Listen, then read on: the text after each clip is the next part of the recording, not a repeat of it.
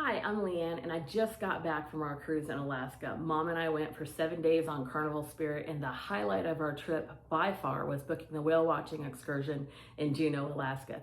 Now, I've cruised 16 times in the last 2 to 3 years, and I've done a lot of shore excursions. I'm definitely in my cruising phase, but I have to tell you, the best excursion I've ever taken was whale watching in Juneau, Alaska. But before you decide to book your whale watching excursion, let's go over how it all worked out.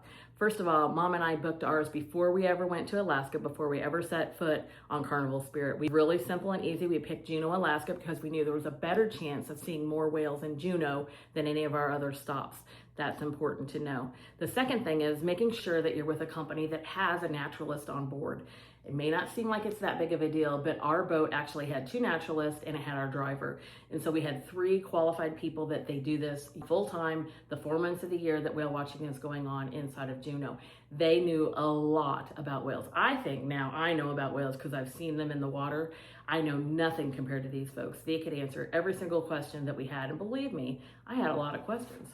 The first thing that happened is we docked in Juneau. There were 4 cruise ships in that day.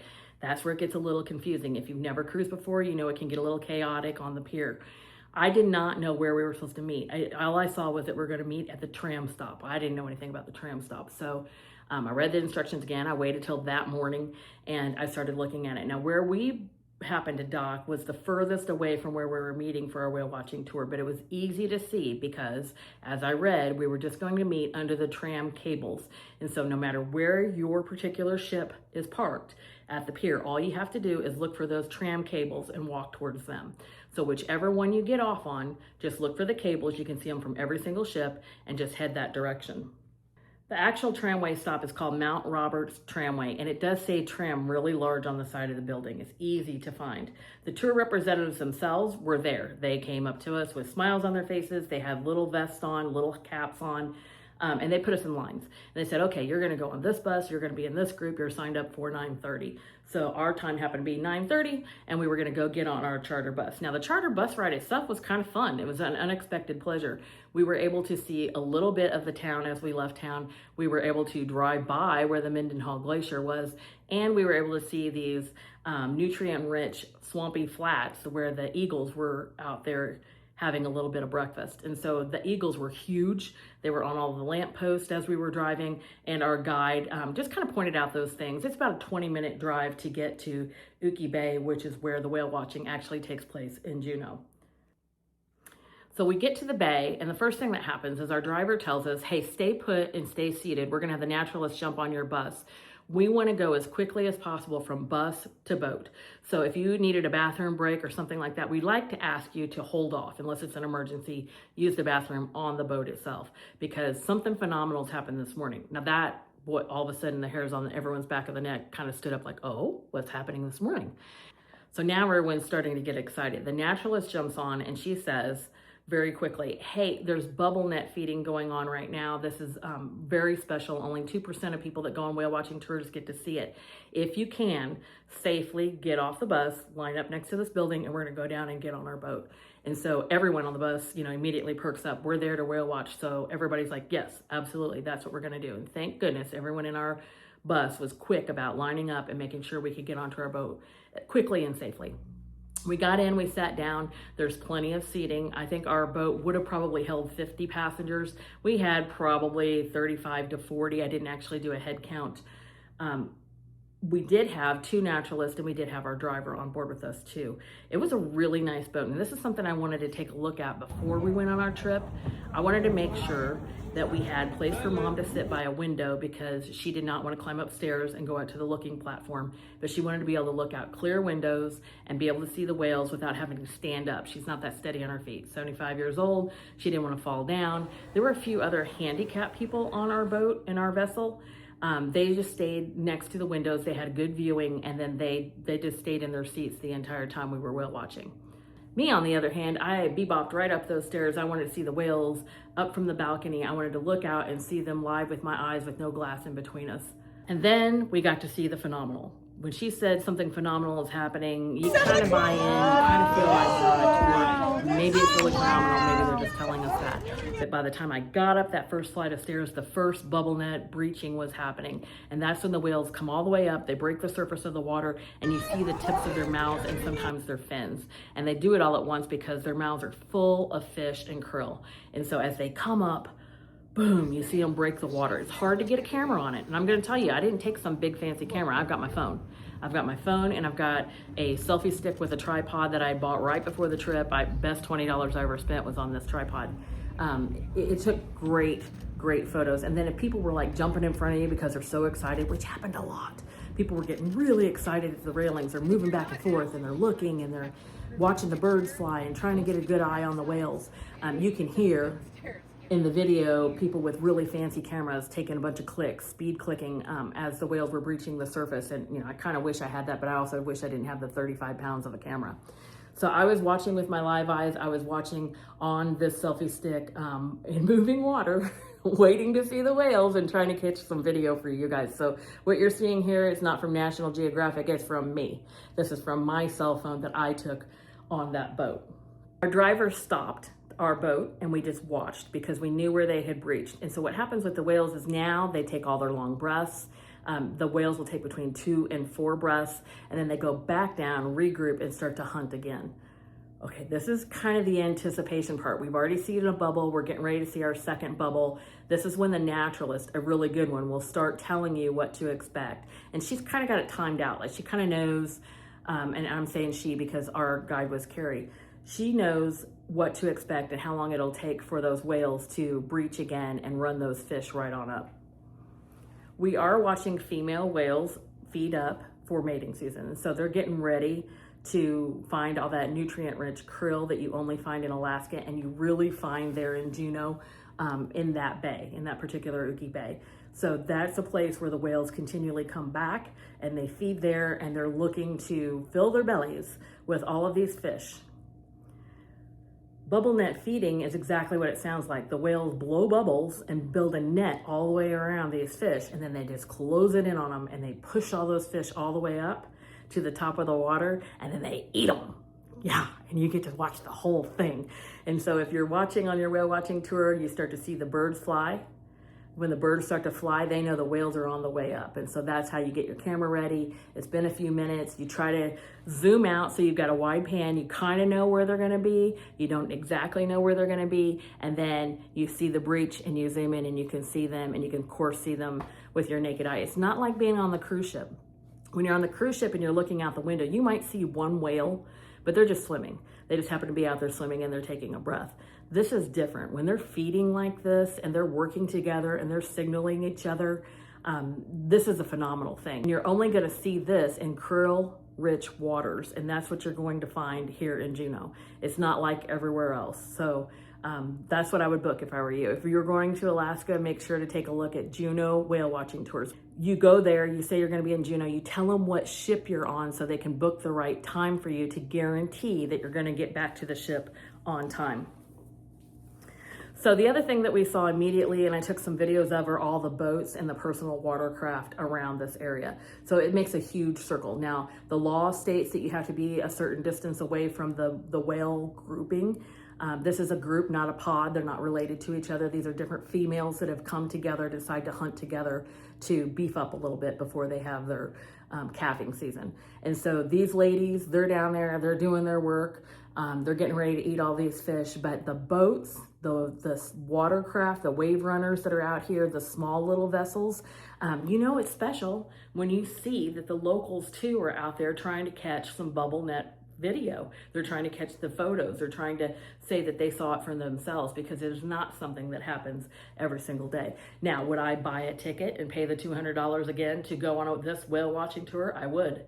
And you know why? Because there's a 2% chance that when you go, you will see what I'm showing you here, bubble net feeding. And it's remarkable. I mean, it's worth the chance to just try to see it. The whole time I was standing there, I was thinking, I wish my grown kids were with me and I wish my little grandkids were with me to experience this. This is incredible. And the videos and the photos just do not do it justice of what you see live and in person. Okay, so speaking of our naturalists, we did have 3 professionals on board with us, 2 naturalists and a driver. They had years of experience taking people out every single day, multiple times a day for whale watching. I didn't ask exactly how many tours they did a day, just based on the time. It'd have to be between 2 and 6, maybe even longer. I'm not really sure. But they were very knowledgeable. They answered every single question I had, and believe me, I can ask a lot of questions. They were fantastic. So they had the background in it, they had the experience. Now, I would take somebody that was not a certified naturalist on a ship if they could take me out and know exactly where the whales were going to be and be able to tell me all about what was going on with bubble feeding, and also be able to identify by the tails the names of those whales. But just having that and just knowing that I booked ahead of time and that I was going to get a naturalist on board, I was going to get a certified driver to make sure if the whale came over and hit the boat, it wasn't going to capsize and we were going to be in some kind of trouble. One of the other things that was really remarkable here is having a naturalist that knew how to use the hydrophone, and Carrie was able to do that. Now, hydrophone is like a fancy waterproof microphone that you can put down in the water, and then there are speakers on our boat, not every boat, but on our boat, that we could hear that magnified whale song. I call it whale song. To me, it was beautiful. It was like a song, and everyone on our ship just got really quiet and listened at the rails. I want you to hear it right now.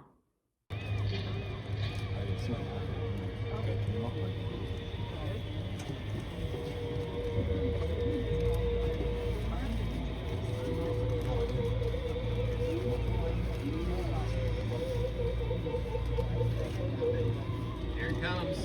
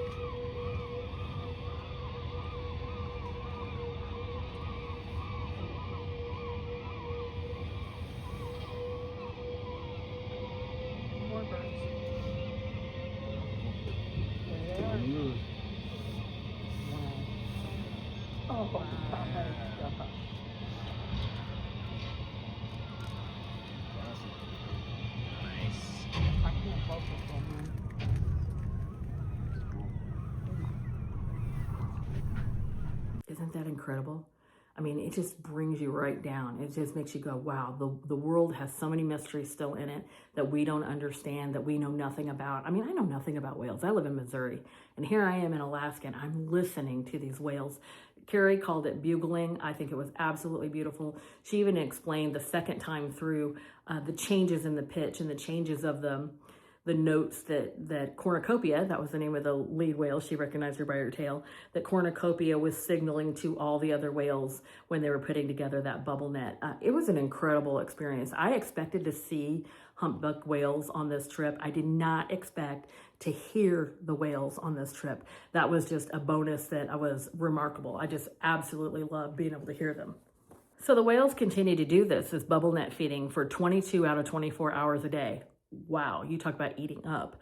And then they don't gorge themselves again until they get into those warmer waters down by San Diego over to Hawaii. Isn't that incredible? They eat that much here in Alaska to sustain them, to have a baby and to nurse that calf and get that calf, on its own, all from eating here in Alaska. I was just blown away by that statistic. So how rare was this? Well, let's hear it from Carrie herself. 7 o'clock! Wow. That was awesome. Wow. Welcome to the 2% Club, you guys. 2% of whale watchers ever get to see this. Wow. Don't worry, they're gonna do it again, I think. So that explains why wildlife encounters can never be guaranteed. If you book whale watching, even with Juneau whale watching tours, I want to hedge your expectations right now. There's a 98% chance that you will not see bubble net feeding. there's 100% chance you're going to see whales. She said there's 4 that are there almost every single day. And so for the whale watching tours for the previous 65 days, they had seen about 4 different whales, and they surfaced several times. You could see the iconic whale tail. That's what everybody wants to get a picture of, the sideways whale tail that's huge. You could see them taking their breaths. You could hear them taking their breaths. Listen to this. The epitome of whale watching right here. I've been waiting like years to see this. Very rare. Yeah, I've only ever seen it in videos up until the person on Oh my God, look how close they are.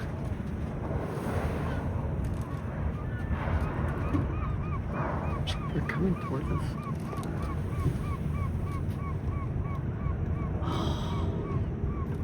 So sometimes even just listening to the breaths is incredible.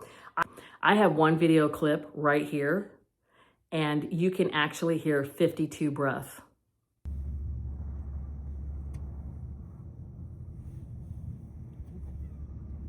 I'm very happy that we are not downwind of that group of whales right now.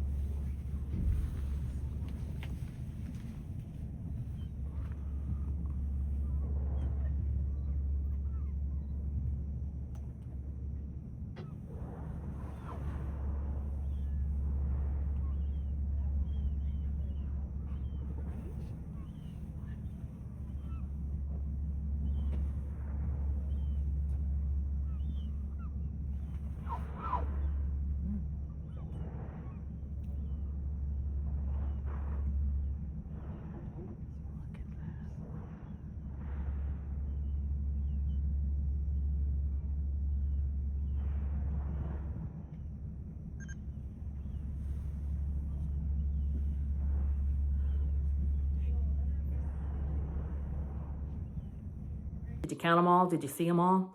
Well, they were there. And so if you skipped ahead, I get it. You didn't want to hear all the breaths, but if you did want to hear that, I was really impressed with how many whale breaths there were just in that one time that they surfaced. And maybe because they bubble net fed so many times, everybody needed to catch their breath. I can just imagine it like I'm running a marathon. I'm running a marathon and I need to catch my breath. So that was a big breath break. And then they went back down and got ready to feed again. So what was this like for Mom? Because Mom was downstairs and I was upstairs, and I'm running around with the camera. I'm in my 50s, a little bit more spry. I wouldn't say I'm athletic by any means, but I could do the front to the back of the ship. I could move around pretty well. But Mom didn't want to tackle the stairs. And so what was it like when you're 75 and you're not so steady on your feet? So what was this like for Mom? Because Mom was downstairs and I was upstairs, and I'm running around with the camera. I'm in my 50s, a little bit more spry. I wouldn't say I'm athletic by any means, but I could do the front to the back of the ship. I could move around pretty well. But Mom didn't want to tackle the stairs. And so what was it like when you're 75 and you're not so steady on your feet? She loved it. As a matter of fact, she says, and there's no proof because she didn't have her camera, but she says she looked out the window at one point in time away from the other whales. There was one whale by itself and it jumped all the way out of the water. She even saw its belly, both fins, its head, the whole thing. She saw its belly, came back down, breathed a couple of times, and then she saw the whale tail go down. She says she is the only person on the ship that saw that particular whale. I believe her. But I think that's one of the things that could happen on your whale watching tour. Maybe cornucopia was signaling and sending that signal out and other whales were hearing it. And that whale was trying to make its way to the group and join the group. It didn't want to mess up the hunting. So maybe she saw one whale that was getting ready to join the hunt. I don't know. But she said that alone, that one moment made the whole whale watching excursion for her worth it. She did get to see the bubble net feeding several times. She got to sit right next to the glass. The glass was nice and clear. I think that's important too. Making sure that your crew cleans those windows in between the group tours and making sure that you can see out perfectly. You know, you're on the water. I mean, a little bit of water spray is going to hit almost any window at any point in time. And I think a lot of days in Juneau, they even have inclement weather, so they have a lot of rain. We had no rain on our entire Alaska vacation, none. It never rained. My shoes never got wet. I never needed rain pants. I never needed a rain jacket. You get the idea. We have really nice weather. So maybe it was rare. But she got to see, she loved it. She got to get a lot of information about the whales, which she thought was very beneficial. Let's talk about the different tours. So we get done with that. Everybody's excited. Everybody's all smiles getting off of the ship. We saw teenagers, teenage boys, sometimes they just have that stoic look on their face. I have had a teenager. Jimmy does not have emotions, I'm telling you. Like, I could take him to amazing excursions and he's not going to crack a smile. But I actually saw 2 teenage boys and they were pretty happy when they were getting off the ship. Now, I wouldn't say they were giddy, but they were pretty happy. And then, of course, we had a lot of older people. We had some people that were in walkers that were with us, and they were happy too. They said they got to see the whales. They didn't miss out on anything. It was a good experience. We get back to our ship, and we're in the hot tub. And you know how hot tubs on cruise ships are, right? Everyone brags in the hot tub. It doesn't matter what it is. They're going to brag in the hot tub. There's something about that hot water. And so there's always a guy. And he starts bragging about his whale watching excursion and how many whales he got to see. He said he saw 20. And I thought, Carrie said only 10 were identifiable by their tails, and 3 had joined the group at that point, and that's what all of the naturalists were seeing. Well, then I started asking him, well, did you book with Juneau Whale Tours? And he said, no. My wife and I just got off the ship that morning, walked up to a booth and bought a whale watching tour for only $100. We saved half price and only paid $100. I thought, oh, I'm a dummy. I paid $200. Maybe I overspent. So I started asking him a bunch of questions. And that's when he started saying things like, we just had a driver. There was only 15 people on our small vessel. We got to see the whales pretty close. There was no commentary. He didn't know anything about the markings on their tails. He didn't know how long that they breathe for. He didn't know what bubble net feeding was. I mean, he didn't know what bubble net feeding was. He knew he saw it, but he didn't know what they were eating, how they were blowing the bubbles, how big the bubbles were. Basketball size, by the way. He didn't have a naturalist on each level of his boat to go out and find out about the whales. So did he save money? Well, he's got an extra $100 in his pocket for him and his wife. I guess he could take that $200 and go to the casino. But he also shortchanged himself on that tour, I think. And so I would recommend that you make sure that you're going to go with at least a large enough group that you're going to get the education. They're going to be able to point things out to you. They're going to be able to explain, especially if you're taking kids. So I like to ask all the questions. I'm a question asker. I'm that person that annoys everyone else on the tour because I'm asking all the questions. I'm the annoyer. But I like to know the answers to those things. I feel like I'm paying for it. And so getting a couple of naturalists on board, talking to somebody who's been on that ship for 13 years, I think is very important. And so pay the extra $100. Why wouldn't you? I mean, you've gone all the way to Alaska. You paid, what, $4,000, $5,000 to go to Alaska. You're going to save $100. Just go ahead and get a good whale watching tour if you can, because it's going to be worth it to you to have that naturalist and be able to have all your questions answered while you're out there on that whale watching tour. Okay, let's talk about all those people out there who paid $4,000 or $5,000 to go on an Alaskan cruise. A lifetime of planning for Alaska. I hear that all the time. We've saved our whole lives. We haven't had time off work to go to Alaska. Our whole family is here. And then you don't want to pay to go on the whale watching tour because you think it's too expensive.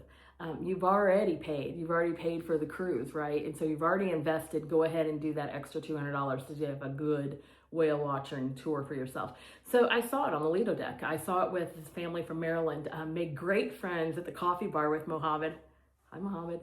And he introduced me to his wife, Rico.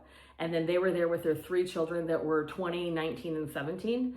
And then the reason they were in Alaska is because Rico's mom and dad always wanted to go to Alaska and never had the time to go or needed somebody to go with them. And so they were older. She was having some issues with seeing and hearing, and so was he. And so they needed their whole family to go with them to Alaska. So Rico's family wanted to see the whales. Her mom was really excited looking out the window on the Lido deck, trying with the binoculars to see a whale. And I said, yeah, we're going on the whale watching tour. I know you're going to see them a lot closer. I had done this tour 22 years ago in 2004. I knew you were going to be able to see the whales up close and personal. And so I went to my room. I got the information. I showed it to her. She took a picture of it with her phone. And Rico's family went and did it. And so I couldn't wait after the whale watching to ask Rico what her response was with her family. And they said by far, hands down, highlight of their trip was going whale watching. And she was so glad she had that experience to take her mom and dad and her adult kids to that whale watching excursion. They are big cruisers. They're platinum cruisers with Carnival. They go on lots and lots of cruises. They kind of felt the same way we did, that the cruise ship itself and the entertainment on the ship was a little lame in Alaska, but the excursions and the beauty of Alaska made up for it by far and made it worth going on a cruise to Alaska. Okay, so what do you need to take with you to go whale watching? So do you take your binoculars? I did, and they were heavy. I put them in my bag, carried them all the way there. I couldn't use them. Once I got up on a ship, I could not focus on where the whales were and be able to see them through the binoculars without getting a little bit dizzy myself. So I ended up putting the binoculars away, and I ended up just using my selfie stick pod. It's 71 inches tall, and then I could just lift it up over the heads of the other people at the rail, or I could just stay zoomed in and looking in the horizon. The zoom was better on my phone, I felt like, without being small. Like the viewing screen was larger than through the binoculars. And so I ended up not using my binoculars and just using my phone. The other thing was, everybody said, oh, you're going to get wet. Wear rain boots, wear a raincoat, make sure you're prepared for all the inclement weather. Well, we happened to have a good weather day, and I just thought, man, I don't remember that from 22 years ago. My feet weren't wet. I don't know what they're talking about. This is a high-class modern boat. Why would my feet be wet? So we went directly from the dock into the boat. There was no water. There was no mud. There was nothing like that anywhere on our boat. In no way did my shoes even get dirty or wet at any point in time. I did have my windbreaker, water-resistant Columbia jacket with me, and it was so hot, I took it off. So all these people that are telling you that you have to have all these clothes, I don't know where they're from. I'm from Missouri. I can handle a little bit of weather. I can handle a little bit of wind. And so I was hot. And so I ended up taking it off, taking it downstairs, giving it to Mom. She sat with it in the seat. She had the binoculars. She had my coat. She had all the stuff that I brought with me. The only thing I really needed was my phone. And I did use this selfie stick a lot. It was a big thing for me. And the reason it was so great is because of this remote. I love this little remote. So I could just click the button and it's ready to go, and just click the button. And I didn't have to be touching the phone, because that takes you in and out of focus a lot, touching the phone. So when I was shooting glaciers and when I was shooting whales, this little baby right here was wonderful. Also, to be able to get up over the heads of the people at the rail, I just found it was easier for me to take a step back, be over the head of the tallest man on the ship.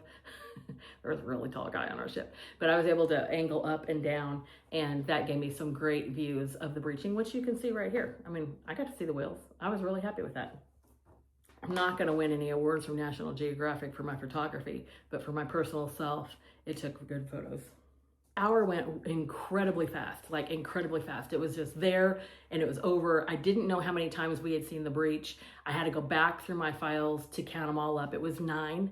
So to be able to see 9 breaches in an hour, that was a lot. And like I said, they took a break that one time, the whales did, where they took all of those breaths.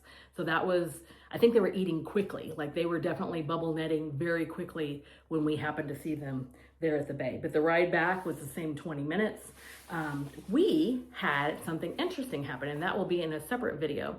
Mom and I had signed up to do whale watching and Mendenhall Glacier all through the same company, but we didn't have time. We had to get back to our cruise ship. And so some things got screwed up. And that's the other reason I was very happy that I had a good tour booked, because they stood by me, they took care of us, and they made sure we made it back to our ship on time. That'll be a different video for you to go see. I'll put it right up there.